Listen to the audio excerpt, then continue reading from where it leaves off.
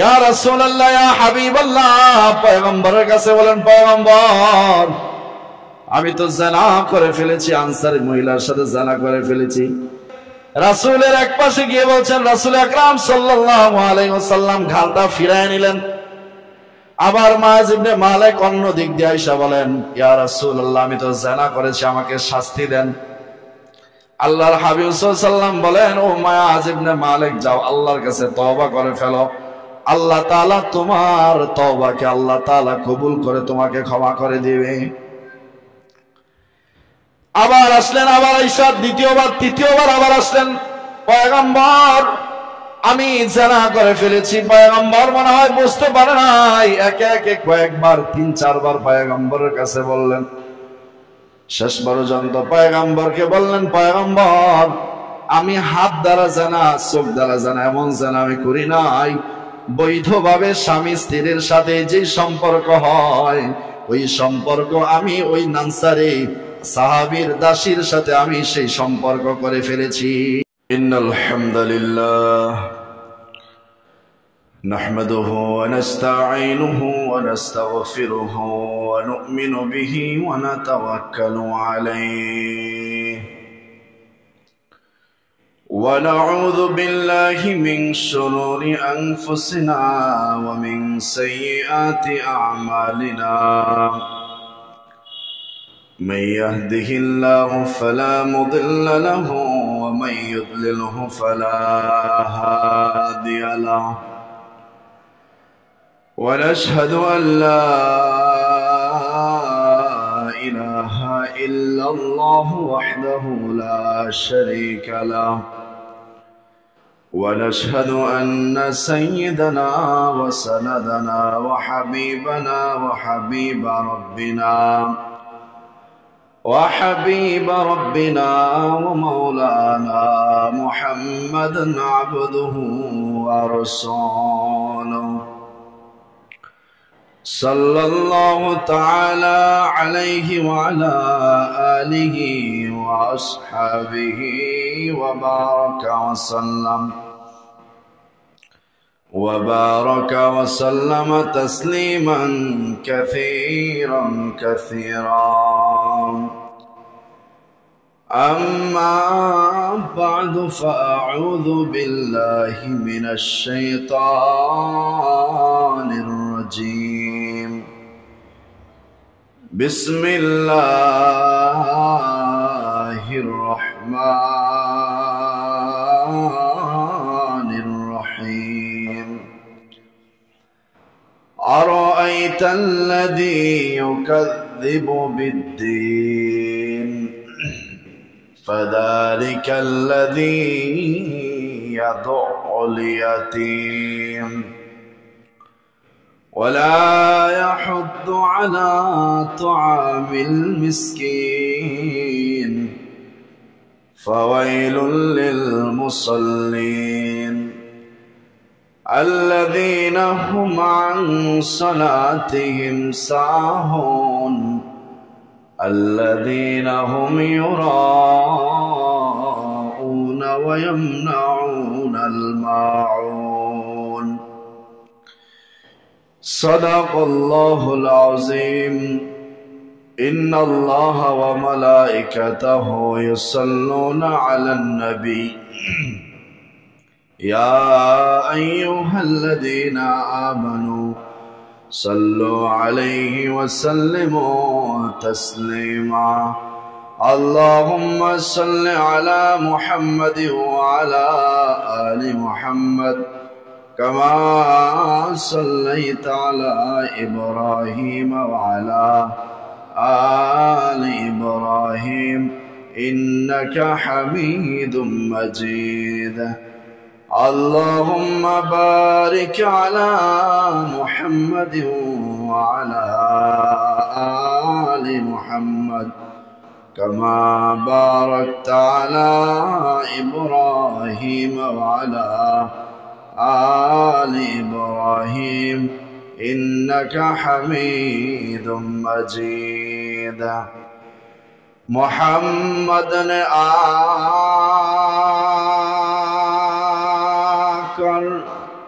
कुफ्र का मिटाया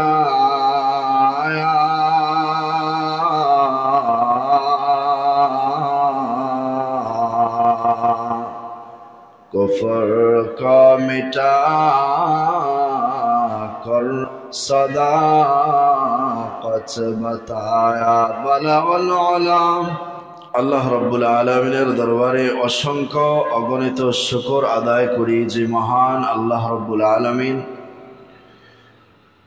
দুনিয়ার সমস্ত কাজকর্ম থেকে বিরত রেখে সমস্ত ফিতনা থেকে হেফাজত করে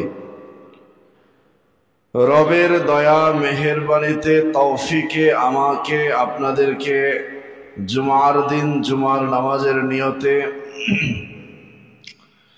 এবং দিনে কিছু কথা আমি নালায়েক অধমকে বলা আপনাদেরকে তা শ্রবণ করার জন্য তৌফিক দান করেছেন।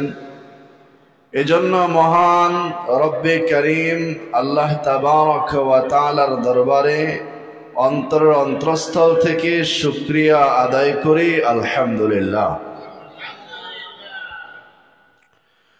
অসংখ্য দরুদ ও সালাম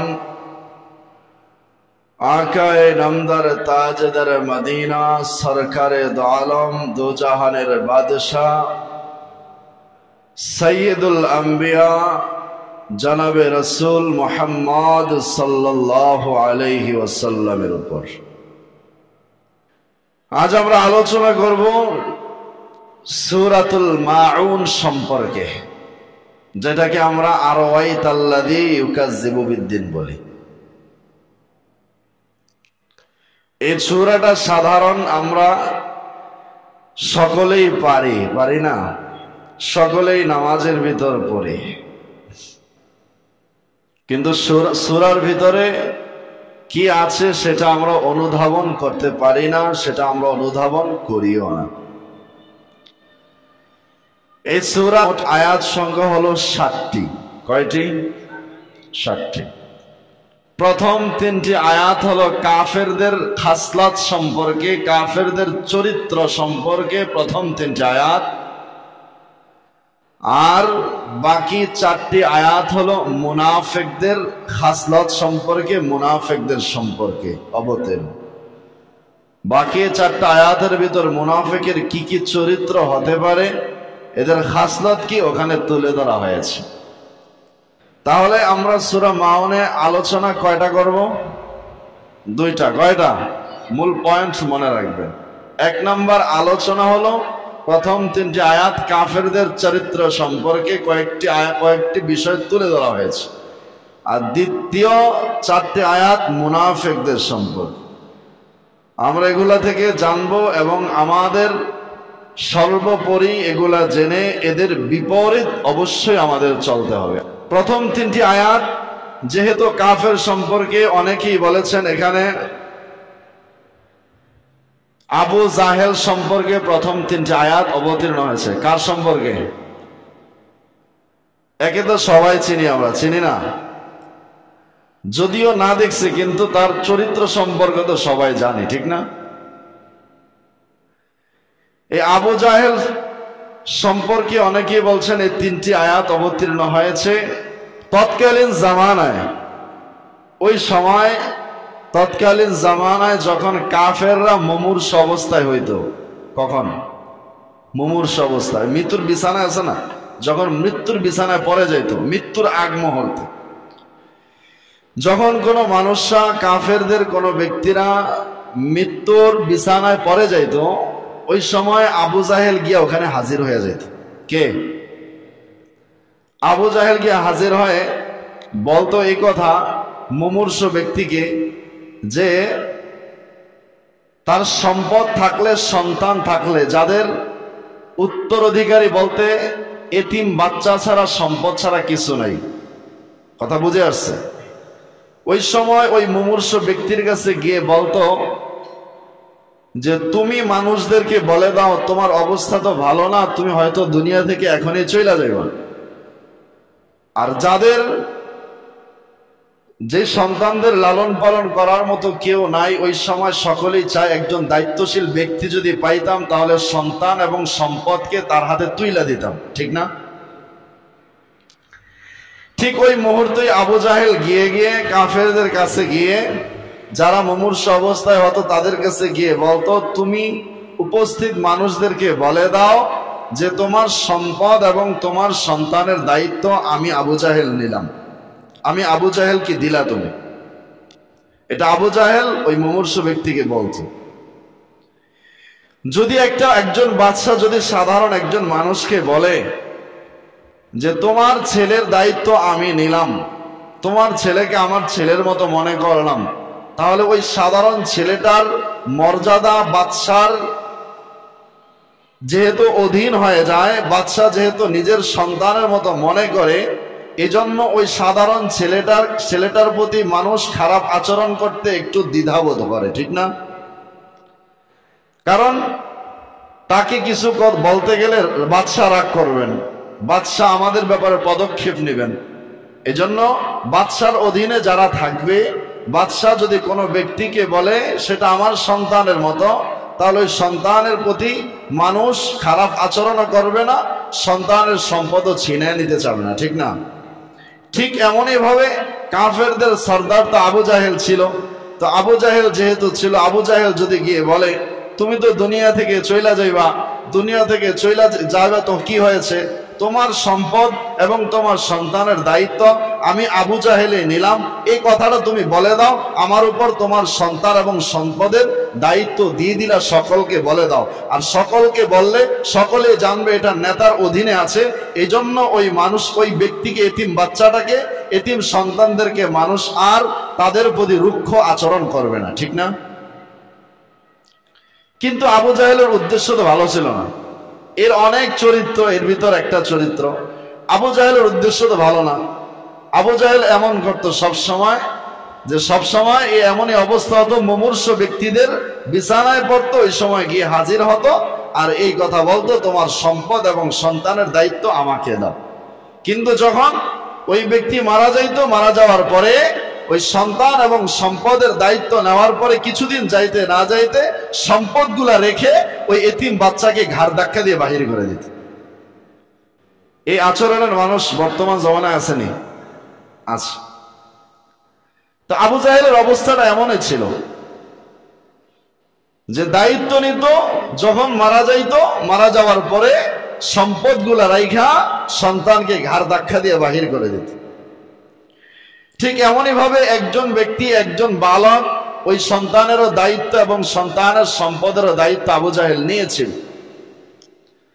যখন সন্তানটা বালক হইল, মোটামুটি বোঝার মতো হইল, আবু জাহেলের কাছে গিয়ে বলছে, চাচা, আব্বা তো আপনাকে দায়িত্ব দিয়ে গিয়েছে, আপনি তো সর্দার, তা আমি তো এখন সম্পদ বোঝার মতো আমার ক্ষমতা হয়েছে, আমার সম্পদ আমাকে বুঝাইয়া দেন, আমি এখন বালেগ হয়েছি। এই কথা যখন আবু জাহেলকে বলছিলেন, তখন আবু জাহেল তাকে সম্পদ তো দেয়ই নাই, বরং তাকে ঘাড় ধাক্কা দিয়ে বাহির করে দিয়েছে। দেওয়ার পরে কাঁদতে কাঁদতে আসতেছিল, রাসূল আকরাম সাল্লাল্লাহু আলাইহি ওয়াসাল্লামের সাথে সাক্ষাৎ। জিজ্ঞাসা করলেন, তোমার অবস্থা এমন কেন, তুমি কাঁদো কেন? তখন বলছিলেন এই কথা যে আবু জাহেল আমার দায়িত্ব এবং সম্পদের দায়িত্ব নিয়েছিল, এখন আমি আমার সম্পদ আমি বুঝে নিতে চাচ্ছি। আমার আব্বা যে সম্পদ তার দায়িত্বে দিয়েছিল, কিন্তু আমাকে আমার সম্পদ আবু জাহেল বুঝায়া দেয় নাই, বরং সে আমাকে ঘাড় ধাক্কা দিয়ে বাহির করে দিয়েছে। রাসূল আকরাম সাল্লাল্লাহু আলাইহি ওয়াসাল্লাম এই বাচ্চাকে নিয়ে আবু জাহেলের কাছে গেলেন। যাওয়ার পরে আবু জাহেলকে বললেন যে, আবু জাহেল চাচা তো বলতেন। তখন বলছেন, আবু জাহেল, আপনি তো সর্দার, আপনার কাছে মানুষ মুমূর্ষু অবস্থায় দায়িত্ব দিয়ে যায় সন্তান এবং সম্পদের, আপনি তার সম্পদটাকে ফিরাইয়া দেন, সে তো এখন সম্পদ বোঝার মতো ক্ষমতা হয়েছে। তখন সে অস্বীকার জানাইল, প্রথমত অস্বীকার জানাইল। তখন আল্লাহ রাসূল সাল্লাল্লাহু আলাইহি ওয়াসাল্লাম বললেন, চাচা, আবু জাহেলকে বললেন, আপনি আখিরাতের প্রতি বিশ্বাস রাখুন, যদি আপনি সম্পদ না দিয়ে থাকেন, যদি সম্পদ আপনি না দেন, তাহলে আখিরাতে এর ফলাফল আপনাকে ভোগ করতে হবে, এর প্রতিদান আখিরাতে একে দিতে হবে। এর সমস্ত পাওনা দেওয়া আখিরাতে দিতে হবে, আপনার জন্য কঠিন আযাবের ব্যবস্থা আছে আখিরাতে। তখন আবু জাহেল বলছে, আরে কিসের আখিরাত, কিসের পরকাল, কিসের প্রতিফল দিবস, তুমি কি বলো, এগুলা কিসের হবে টবে? বুঝে আসছে কথা? বলেন না নাউজুবিল্লাহ। এই কথা যখন বলছিলেন, রাসূল আকরাম সাল্লাল্লাহু আলাইহি ওয়াসাল্লাম অত্যন্ত কষ্ট পেলেন। কষ্ট পেয়ে রাসূল আকরাম সাল্লাল্লাহু আলাইহি ওয়াসাল্লাম চলে আসলেন। ঠিক এই সময় এই আয়াতগুলো অবতীর্ণ হয়েছে, আরাআইতাল্লাযী ইউকাযযিবু বিদ্দীন।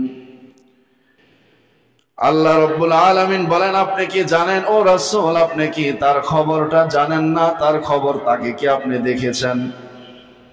যে ব্যক্তি আখিরাত পরকাল দিবসকে অস্বীকার করে, পরকাল দিবসকে প্রতিফল দিবসকে অবিশ্বাস করে, আপনি কি তার সম্পর্কে জানেন নাকি? অর্থাৎ আবু জাহেল আর আবু জাহেল মার্কা যত মানুষ ছিল পরকালকে অবিশ্বাস করত, তাদের সম্পর্ক কথাগুলা বলে দিয়েছেন।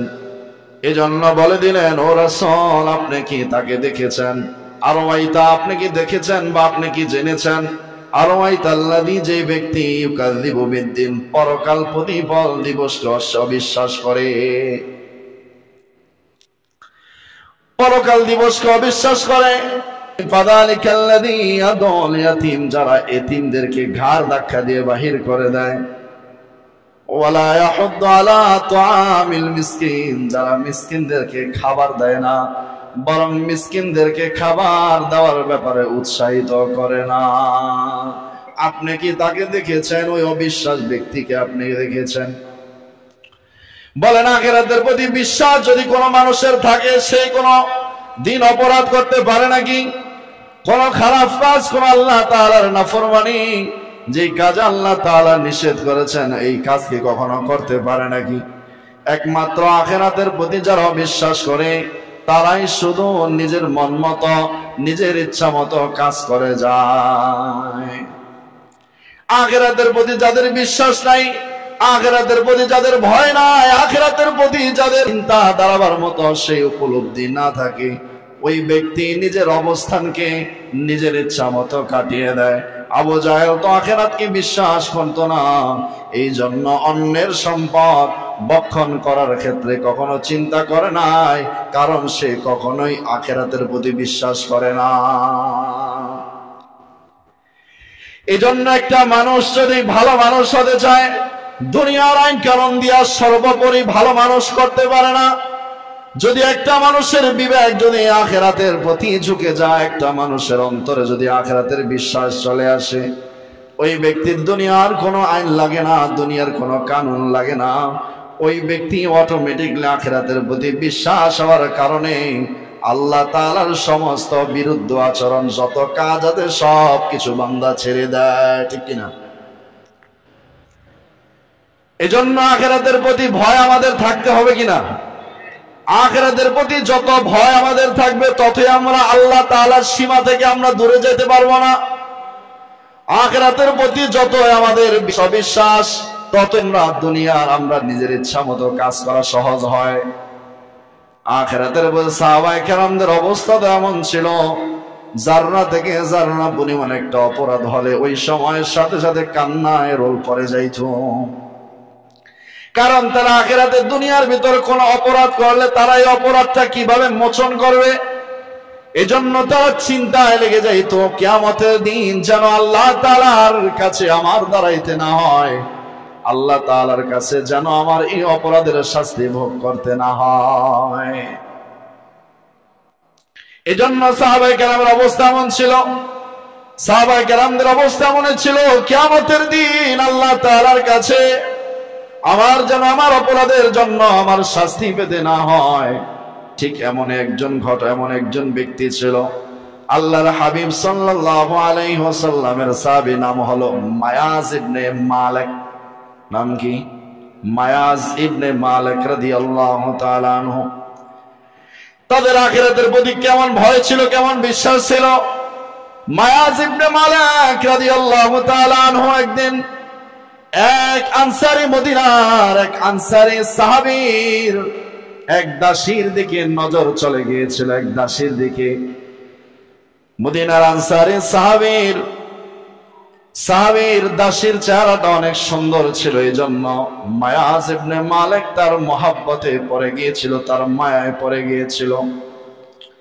মায়াজ ইবনে মালিক রাদিয়াল্লাহু তাআলা আনহু শয়তানের ধোঁকায় ধীরে ধীরে তার সাথে কথা বলতে শুরু করলো। কথা বলতে বলতে এক এক করে একদিন দুই দিন যাইতে যাইতে এক সময় দেখা যায় মায়াজ ইবনে মালিক ওই আনসারী সাহাবীর দাসীর সাথে একটা মহব্বত, অবৈধ মহব্বত হয়ে গিয়েছে। এই অবস্থা হয়ে যাওয়ার পর একদিন উভয়জন একাকিত্বভাবে মিলিত হইল। মায়াজ ইবনে মালিক এবং ওই আনসারী সাহাবীর দাসী একত্রিত হইল, একদিন একসাথে মিলিত হইল, এক জায়গায় হইল।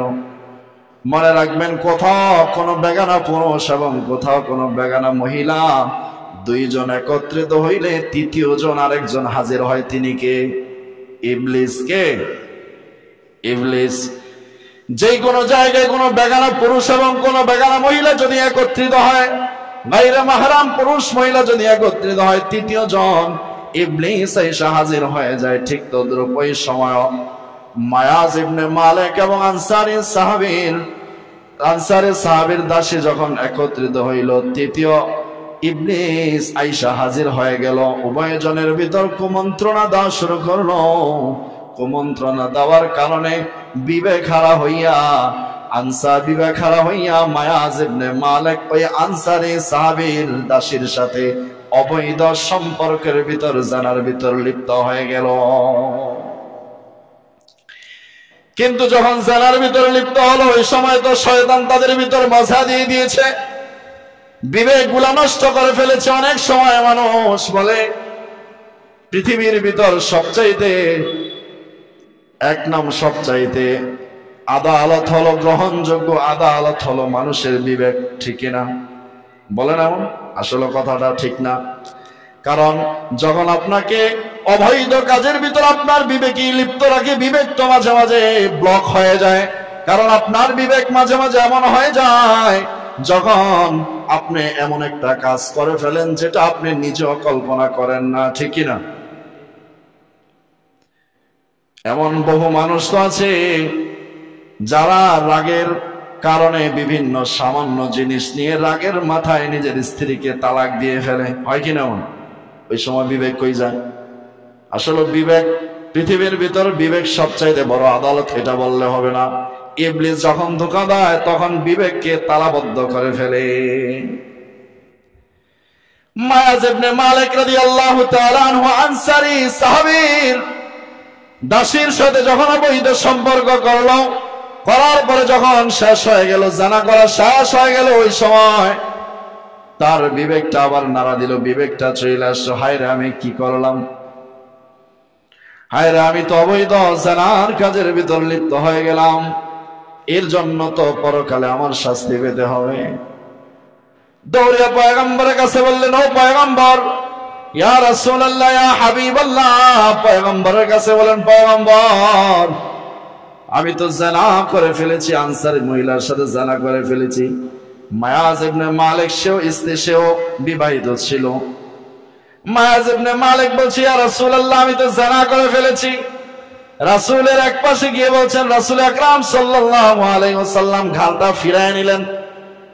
আবার মায়াজ ইবনে মালিক অন্য দিক দিয়ে আইসা বলেন, ইয়া রাসূলুল্লাহ আমি তো জানা করেছি, আমাকে শাস্তি দেন। আল্লাহর হাবিব সাল্লাল্লাহু আলাইহি ওয়াসাল্লাম বলেন, ও মায়াজ ইবনে মালিক যাও আল্লাহর কাছে তওবা করে ফেলো, আল্লাহ তাআলা তোমার তওবাকে আল্লাহ তাআলা কবুল করে তোমাকে ক্ষমা করে দিবে। আবার আসলেন, আবার আইসা দ্বিতীয়বার তৃতীয়বার আবার আসলেন, পয়গম্বর আমি জানা করে ফেলেছি। পয়গম্বর মনে হয় বুঝতে পারে নাই, একে একে কয়েকবার ৩-৪ বার পয়গম্বরের কাছে বললেন। শেষ পর্যন্ত পয়গম্বরকে বললেন, পয়গম্বর আমি হাত দ্বারা জানা, চোখ দ্বারা জানা এমন জানা আমি করি নাই, বৈধভাবে স্বামী স্ত্রীর সাথে যে সম্পর্ক হয় ওই সম্পর্ক আমি ওই আনসারী সাহাবীর দাসীর সাথে আমি সেই সম্পর্ক করে ফেলেছি। নাউজুবিল্লাহ। আল্লাহর হাবিব সাল্লাল্লাহু আলাইহি ওয়াসাল্লাম এবার বুঝতে পারলেন। তারপর আল্লাহর হাবিব সাল্লাল্লাহু আলাইহি ওয়াসাল্লাম বললেন, তুমি কি ঠিকঠাক মতো বলতেছ? বলে হ্যাঁ আমি ঠিক বলতেছি। ওই মায়াজ ইবনে মালিকের এলাকার মানুষের কাছে বলে, আরে মায়াজ ইবনে মালিক কি পাগল হয়ে গেছে না? পাগল হলে কথা ঠিক থাকে না, ঠিক না? এলাকার মানুষ বলে, না ইয়া রাসূলুল্লাহ, সে আসলে পাগল নয়। এরপরে বলে, সে কি কোনো মদ পান করেছে কিনা দেখো তো। মানুষ নাকের মুখের কাছে গিয়ে দেখে না, আসলে মদ পান করে নাই।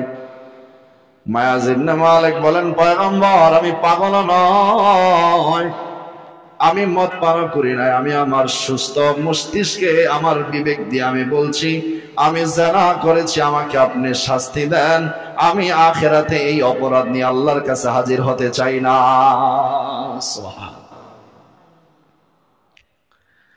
এই কথা যখন বললেন পয়গম্বর আলাইহিস সালাম সাহাবায়ে কেরামকে বললেন, ও সাহাবায়ে কেরাম, মায়াজ ইবনে মালিক কিয়ামতের দিন আল্লাহর কাছে দাঁড়াইতে চায় না এই অপরাধ নিয়ে। বিবাহিত সব জিনিসের তওবা হয় না, কিছু জিনিসের তওবা অন্যভাবে ভিন্নভাবে হয়। বিবাহিত পুরুষ এবং বিবাহিত মহিলা জিনা করলে এদেরকে পাথর নিক্ষেপ করে হত্যা করবে, এটাই হলো তওবা শরীয়তের। আজ সমাজের ভিতর বহু মানুষ এই ধরনের আছে কি নাই? আছে।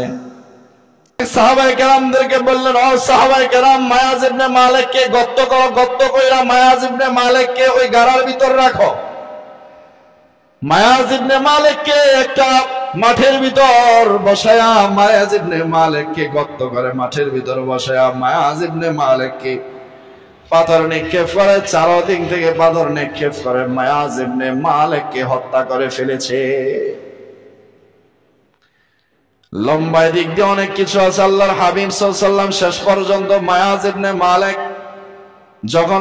ইবনে মালিককে যখন পাথর নিক্ষেপ করে হত্যা করা হলো, তারপরে রাসূল সাল্লাল্লাহু আলাইহি ওয়াসাল্লাম তার দাফন শেষ করলেন। কাফন জানাজা দিয়ে যখন চলে যাচ্ছিলেন, দুইজন সাহাবী পিছন দিক দিয়ে তার কবরের দিকে, মায়াজ ইবনে মালিকের কবরের দিকে লক্ষ্য করে বলে, হায় রে, মায়াজ ইবনে মালিক কি করলো?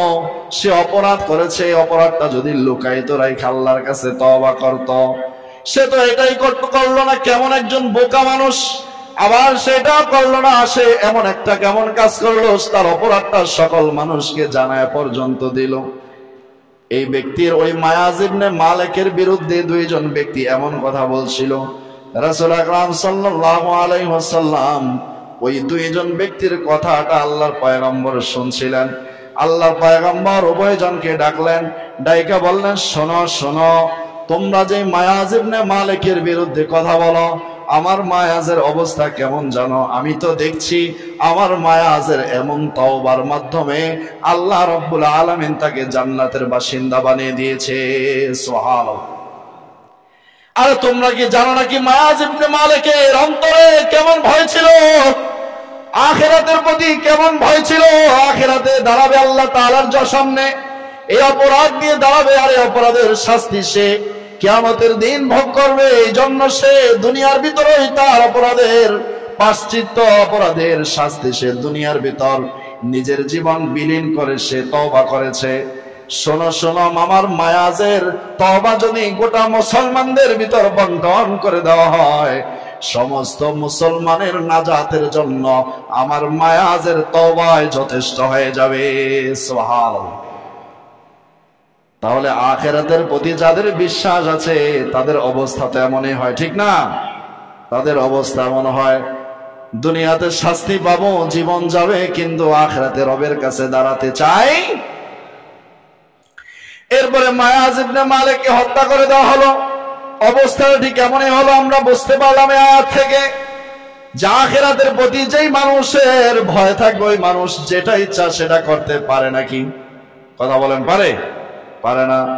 আবু জাহেলের অবস্থাটা ঠিক এমন ছিল, আখিরাতের প্রতি কোনো বিশ্বাস ছিল না, আখিরাতের প্রতি কোনো গুরুত্ব ছিল না, যার কারণে সে মানুষের সম্পদগুলা, এতিমদের সম্পদগুলা আত্মসাৎ করে বেড়াইতো, আত্মসাৎ করে নিজে ভক্ষণ করত। তো কাফেরদের এক নম্বর চরিত্র হলো তারা আখিরাতকে বিশ্বাস করে না। কি করে না? আখিরাতে বিশ্বাস করে না। এক নম্বর চরিত্র হলো কাফের, আখিরাতকে, প্রতিফলকে বিশ্বাস করে না। দ্বিতীয় নম্বর চরিত্র হলো ফাযালিকাল্লাযী ইয়াদউল ইয়াতীম তারা গরিবদেরকে, অসহায়দেরকে, এতিমদেরকে ধাক্কা দেয়। এই ধাক্কা দেওয়ার অর্থ কয়েকটা। এক নাম্বার হলো এতিমদেরকে খাবার দেয় না, দ্বিতীয় নাম্বার এতিমদেরকে ধমক দেয়, তৃতীয় নাম্বার এতিমদের সাথে খারাপ আচরণ করে, চার নাম্বার এতিমদের সম্পদগুলা তারা অন্যায়ভাবে ভক্ষণ করে। এই ফাযালিকাল্লাযী ইয়াদউল ইয়াতীম, ধমকের উদ্দেশ্য হলো এই চারটা। বুঝে আসছে কথা? তাহলে দ্বিতীয় নাম্বার কাফেরদের দোষ কি? কাফেরদের চরিত্র হলো তারা এতিমদেরকে ধাক্কা দিবে, এতিমদের সাথে খারাপ আচরণ করবে, এবং ওয়ালা ইয়াহুদ্দু আলা তাআমিল মিসকিন, মিসকিনদেরকে খাবার দিবে না এবং মিসকিনদেরকে খাবারের ব্যাপারে উৎসাহিত করবে। এমন অনেক মানুষ আছে নিজে টাকা দেয় না, নিজে এতিমদেরকে, অসহায়দেরকে, মিসকিনদেরকে টাকা দেয় না, মিসকিনদেরকে দান করে না, অন্য ব্যক্তি যখন দান করতে যায় তাকেও সে বাধা দেয়। আসেনি এমন? এটা মুসলমানদের চরিত্র না কাফেরদের চরিত্র? কাদের? কাফেরদের চরিত্র। আল্লাহ নবী সাল্লাল্লাহু আলাইহি ওয়াসাল্লাম বলেন, যারা এতিমদের সাথে ভালো সম্পর্ক রাখবে, যারা এতিমদের সাথে সৎ আচরণ করবে, আল্লাহর হাবিব বলেন কিয়ামতের দিন, আল্লাহর হাবিব বলেন কিয়ামতের দিন আমি এবং এতিমদের যে লালন পালন করবে, এতিমদের সাথে যারা ভালো আচরণ করবে, এতিমদের তত্ত্বাবধান যে করবে, এতিমদের গার্ডিয়ান যে আছে, এতিমদেরকে লালন পালন করবে, ওই ব্যক্তি এবং আমি রাসূল জান্নাতের ভিতর আমার এই দুই আঙ্গুলের মতো একসাথে থাকবো। সুবহানাল্লাহ।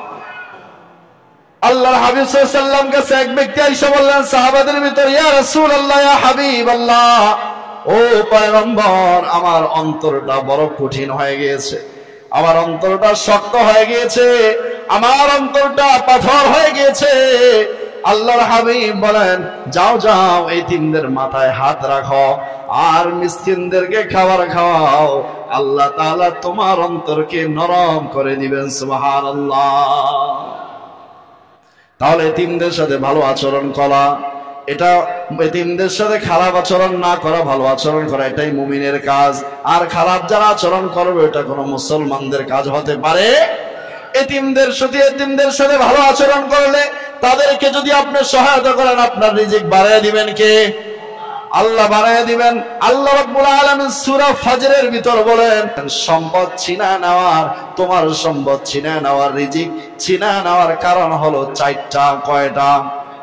কাল্লা বাল্লা তুকরিমুনাল ইয়াতীম, এক নাম্বার হলো এতিমদের সাথে ভালো আচরণ করে না, দ্বিতীয় নাম্বার হলো ওয়ালা তাহাদ্দুনা আলা তাআমিল মিসকিন, মিসকিনদেরকে খাবার দেয় না এবং মিসকিনদেরকে খাবারের ব্যাপারে উৎসাহিত করে না, তৃতীয় নাম্বার হলো ওয়াতাকুনুনা তুরাসা আখলাল্লাম্মা, অন্যের সম্পদগুলা, অন্যের ওয়ারিসগুলা, বোনের সম্পদ, ভাইয়ের সম্পদ নিজে একাই ভক্ষণ করে ফেলে। আছে কি নাই?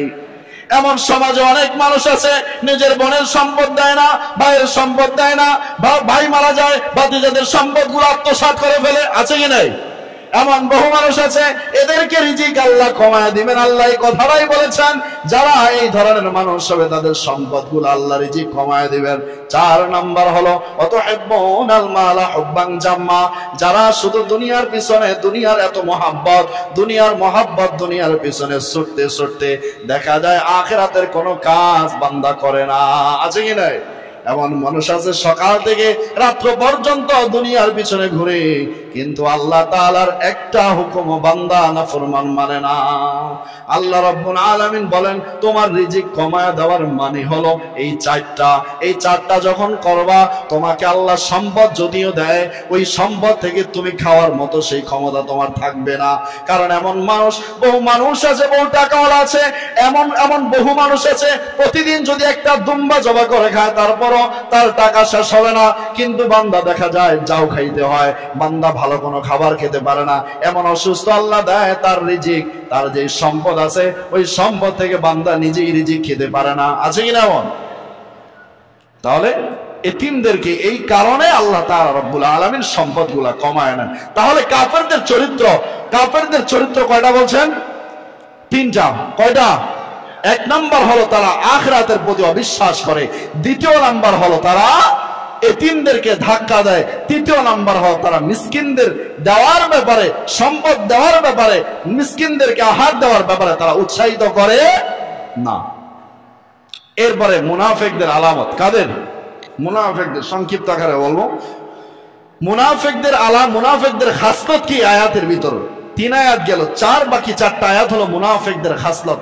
ফাওয়াইলুল লিল মুসাল্লিন, যে দুর্ভোগ ওই মুসল্লিদের জন্য, ওই নামাজীদের জন্য, আল্লাযীনা হুম আন সালাতিহিম সাহুন, যারা নামাজের ভিতরে গাফেল হয়, নামাজের ব্যাপারে উদাসীন হয়, তারা হলো দুর্ভোগ। বুঝে আসছে কথা?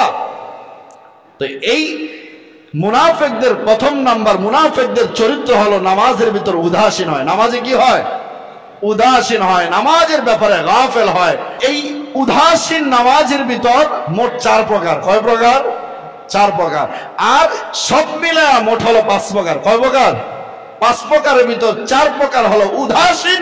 আর ওই উদাসীন যারা আছে এরাই হলো মুনাফিকদের অবস্থার, মুনাফিকদের ক্যারেক্টারের সাথে তারা জড়িত। বুঝে আসছে কথা? এর 1 নাম্বার হলো, এমন কিছু মানুষ আছে যারা বিপদে পড়ে, বিপদে পড়ার পরে আল্লাহ তাআলার কাছে আইসা সিজদা করে। আছে কি নাই? বিপদ শেষ, তার সিজদাও শেষ। বিপদ যতক্ষণ থাকে, বান্দার সমস্যা যতক্ষণ থাকে, নামাজও ততক্ষণ পড়ে। সন্তানটাকে বিদেশ পাঠাবে, বিভিন্ন পেরেশানিতে আছে, টাকার প্রয়োজন, আইসা কয়েকদিন সিজদা করে বিদেশ চলে গেছে। এরপরে আর বান্দা মসজিদের কাছে আসে না, ঠিক না? 1 নাম্বার বিপদে পড়লে মুসল্লি। দ্বিতীয় নাম্বার হলো এমন কিছু মানুষ আছে যারা, দ্বিতীয় নাম্বার হলো এমন কিছু মানুষ আছে যারা বাৎসরিক মুসল্লি। কি? বাৎসরিক মুসল্লি। 2 ঈদে আইসা নামাজ পড়ে, আর তাদের নামাজ রোজা লাগে না, আর কিছু লাগে না, 2 ঈদে আইসা নামাজ পড়ে। আছে কিনা এমন? এমন তৃতীয় নাম্বার হলো এমন কিছু মুসল্লি যারা এমন কিছু মুসল্লি যারা সাপ্তাহিক মুসল্লি, যারা এখানে অনেক মানুষও আছেন, ঠিক না?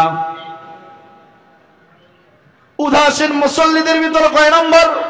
উদাসীন মুসল্লিদের ভিতর 4 নাম্বার। 3 নাম্বার হলো যারা উদাসীন, যারা সাপ্তাহিক মুসল্লি। আর 4 নাম্বার গেল গাফেল মুসল্লি, যারা 1 ওয়াক্ত পড়লে আর 1 ওয়াক্ত পড়ে না, ফজর পড়লে জোহর পড়ে না, জোহর পড়লে আসর পড়ে না, আসর পড়লে মাগরিব পড়ে না। এদের 4 প্রকার হলো মুনাফিকদের ক্যারেক্টার।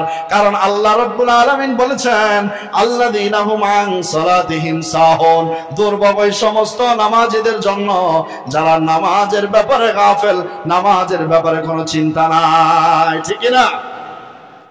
আর 5 নম্বর হলো এমন মুসল্লি যারা কন্টিনিউ নামাজ পড়ে। আল্লাহর হাবিব বলেছেন, ইমানদারদের পরিচয়, প্রকৃত ইমানদারদের পরিচয়, সফল ইমানদারদের পরিচয় হলো যারা প্রকৃত 5 ওয়াক্ত নামাজ কন্টিনিউ নামাজ আদায় করে। তাহলে মুনাফিকদের ক্যারেক্টার হলো, 1 নম্বর চরিত্র হলো যে তারা নামাজের ব্যাপারে উদাসীন হয়। আর নামাজের ব্যাপারে উদাসীন হলো 4 প্রকার। যারা 1 নম্বর হলো সমস্যা হলে তারা নামাজ পড়ে না, ব্যস্ত হলে নামাজ পড়ে না, কাজে আটকিয়ে ফেলে নামাজ পড়ে না। 2য় নাম্বার বাৎসরিক মুসল্লি, 3য় নাম্বার সাপ্তাহিক মুসল্লি, আর 4র্থ নাম্বার হলো গাফেল মুসল্লি, 1 ওয়াক্ত পড়লে অন্য ওয়াক্ত পড়ে না। এরা সব হলো উদাসীন মুসল্লি। আল্লাহ তাআলা রব্বুল আলামিন বলেছেন, এদের সকলের জন্য হলো দুর্ভোগ, জাহান্নাম, শাস্তি ছাড়া আর কোনো কিছুই। বলেন না নাউযুবিল্লাহ। এজন্য আমরা কি এই উদাসীন মুসল্লি হতে চাই? আমরা কি দুর্ভোগ মুসল্লি হতে চাই? না আমরা প্রকৃত ইমানদার, প্রকৃত মুসল্লি হতে চাই? তাহলে মুসল্লি যারা সফল কাম ইমান তারা যে মানুষরা সব সময় নামাজ পড়ে। আর মুনাফিক মার্কা মুসল্লি হলো তারা যারা বিপদে পড়লে নামাজ পড়ে, এবং সাপ্তাহিক নামাজ পড়ে, এবং বাৎসরিক নামাজ পড়ে, আর সময় মতো নামাজ না পড়ে মাঝে মাঝে নামাজ পড়ে। তাহলে মুনাফিকদের চরিত্র আমাদের ভিতর থাকা যাবে না। আল্লাযীনা হুম ইউরাউন, মুনাফিকরা লোক দেখানো নামাজ পড়ে, লোক দেখানো ইবাদত করে। বুঝে আসছে কথা? লোক দেখানো, যা কিছু মানুষের লৌকিকতার জন্য, মানুষের দেখানোর জন্য ইবাদত করে। এরপরে যে চরিত্র, লাস্ট যে চরিত্র, দেখেন আল্লাহ ক্ষুদ্রতম বিষয় বলেছেন, ওয়ায়ামনাউনাল মাউন। আল্লাহ রাব্বুল আলামিন বলেছেন মুনাফিকদের আরেকটা চরিত্র হলো এটা, যে তারা ঘরের এমন কিছু জিনিস আছে, ঘরের এমন কিছু জিনিস আছে যেগুলা মানুষকে দিতে তারা বিরত থাকে। দেখবেন এমন কিছু জিনিস আছে, যেমন মুফাসসিরিনে কেরাম বলেছেন, যেমন মানুষের কাছি আছে না, কাছি কাজ করে, কাঁচি কোড়াল বিভিন্ন দা এবং ছোটখাটো যে জিনিসগুলো আছে এগুলা দিতেও তারা মানুষকে দিতেও তারা বাধা প্রদান করে, তারা বিরত থাকে। এমন বহু মানুষ আছে তাদের কাছে চায়, চাওয়ার পরে তারা নিষেধ করে। আছে কিনা বল? এটা কি মুসলমানদের না মুনাফিকদের আলামত? এটা মুনাফিকদের খাসলত। ছোটখাটো বিষয়ে তারা কৃপণতা করে। বুঝে আসছে কথা? তাহলে আমরা এই পুরা সূরাতুল মাউন থেকে আপনার প্রথমত বুঝতে পারলাম প্রথম ক্যারেক্টার গুলো কি আমি আপনাদেরকে স্পষ্ট বলে দিচ্ছি। প্রথম ক্যারেক্টার হলো যারা কাফের, তারা আখিরাতের প্রতি বিশ্বাস রাখে না। দ্বিতীয় নাম্বার, এতিমদেরকে ধাক্কা দেয়, এতিমদের সাথে ভালো আচরণ করে না। 3 নাম্বার হলো যারা অসহায় মানুষদেরকে, মিসকিনদেরকে যারা খানা প্রদানে দেওয়ার ব্যাপারে যারা উৎসাহ প্রদান করে না। এটা হলো কাফেরদের চরিত্র। আর মুনাফিকদের চরিত্র যারা নামাজের ব্যাপারে উদাসীন হয়। মনে রাখবেন, আজ থেকে আপনি মনে রাখবেন, যদি আপনি নামাজের ব্যাপারে উদাসীন হন, আপনি নামাজের ব্যাপারে গাফিল হন, মনে রাখবেন আল্লাহ তাআলা এই আয়াতের ব্যাপারে বলেছেন যে ব্যক্তি নামাজের ব্যাপারে উদাসীন, এটা কোনো মুসলমানদের ক্যারেক্টার নয়। মনে রাখবেন আপনার ভিতর মুনাফিকদের চরিত্র, মুনাফিকদের খাসলত, মুনাফিকদের ক্যারেক্টার। কারণ আপনার অবস্থা এমন কেন? ব্যস্ততা হলে নামাজ ছেড়ে দিবেন, ব্যস্ততা হলে জামাত ছেড়ে দিবেন, ব্যস্ততা হলে আল্লাহ তাআলাকে ভুলে যাবেন। আপনার ক্যারেক্টার এমন হওয়া যাবে না। এমন যারা হবে হলো মুনাফিকের আলামত। বুঝে আসছে কথা? দ্বিতীয় নাম্বার হলো মানুষ লোক দেখানো, ইবাদত করা। তৃতীয় নাম্বার হলো ঘরের ছোটখাটো বিষয় মানুষকে সহযোগিতা করতেও তারা কৃপণতা করে। আল্লাহ তাআলা আমাদেরকে এই সূরা থেকে যে কাজগুলা, যে চরিত্রগুলা, এই চরিত্রগুলা থেকে বেঁচে এর বিপরীত ঈমানওয়ালাদের কাজ করা তৌফিক দান করুন।